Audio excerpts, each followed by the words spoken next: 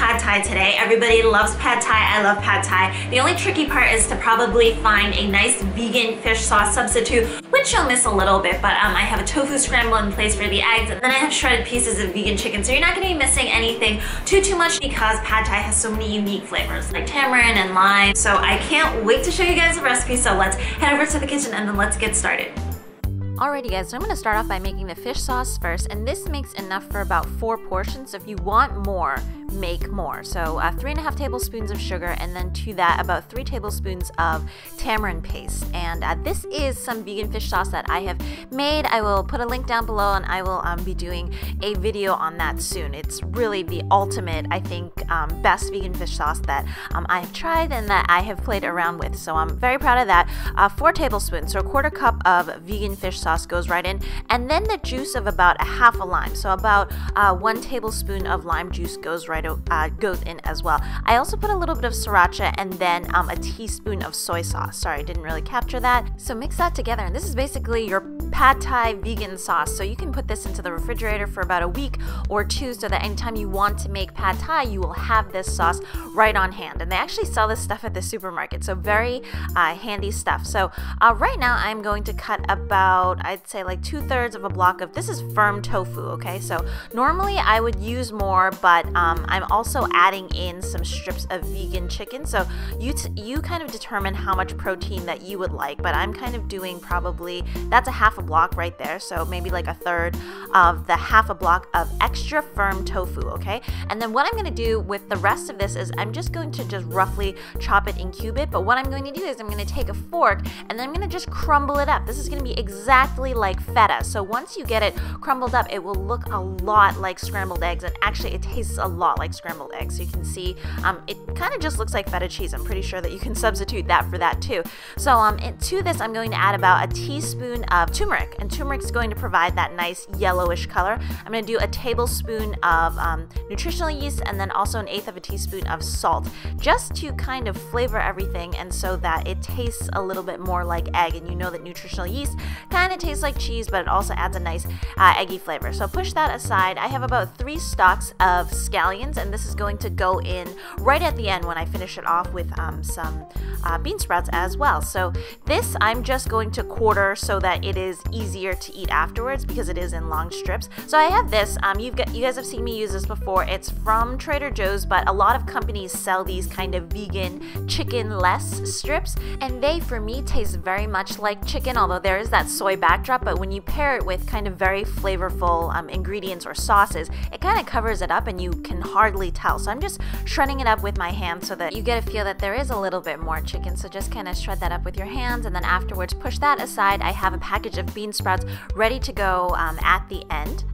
And then this is 4 servings of my soaked rice noodles. You guys know that that is the trick. You want to soak it for like 15 to 30 minutes before you're about to cook it. That way it gets nice and soft. You don't have to cook it as long, but it also doesn't get as like gummy or mushy. So that's the trick to these guys. So over about medium-high heat, I have a couple tablespoons of just normal vegetable oil in there. And then I was a bit lazy as usual, so I opted to go for the jarred garlic. But you want about 4 cloves of garlic that go right in. And because there's just a little bit of moisture here, it kind of splattered just a little bit, but kind of medium-high heat, and you're just looking to draw some of that flavor out. Garlic burns really easily, so kind of be careful about that.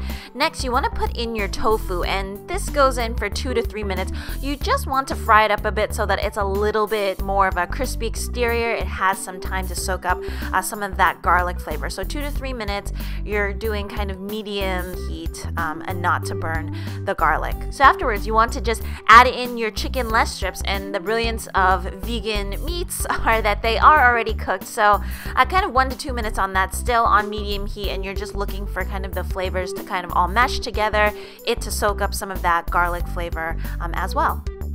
Okay, so sometimes though, you don't want to just keep on adding more oil because it makes it a little bit more oily. If it does get sticky, if it does look a little bit dry, just have a little bit of water on the side and then just add that in, because the water will pick up some of the flavorings on the bottom as well. And then this is the tofu scramble, so I'm just gonna add that all in. I'm just going to mix it around. Everything is already cooked, so really no time to that at all. So next you want to add your soaked rice noodles in and kind of make a little divot in the center, because this is where all of your pad thai sauce is gonna go. So pour all of that in, and then your next roll is to just make sure that everything is nice and tossed and covered. I probably should have used definitely a bigger pan for this, but yeah, just make sure that everything is covered. Sometimes though, because the noodles still require a little bit of cooking, you do need to add a little bit more water to it and steam it for a bit if you do need a cover. But after everything has been mixed and the noodles are slightly softened, you want to, again, make a little divot in the center and then put in your scallions, and then also probably,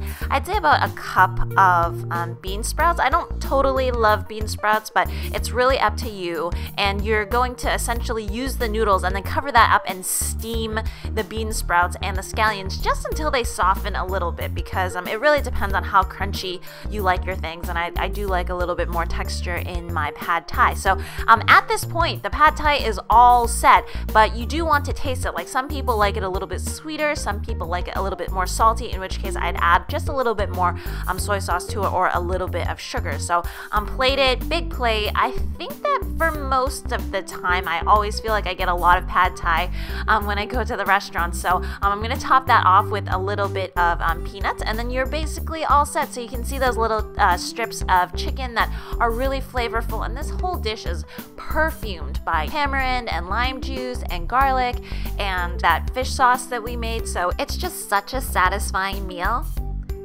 Anyways guys, I hope you enjoyed the recipe, and as usual, if you want to see more recipes like this, if you like to see my vegan takes on this, please hit like and subscribe, and I can't wait to see you guys again next time. Bye!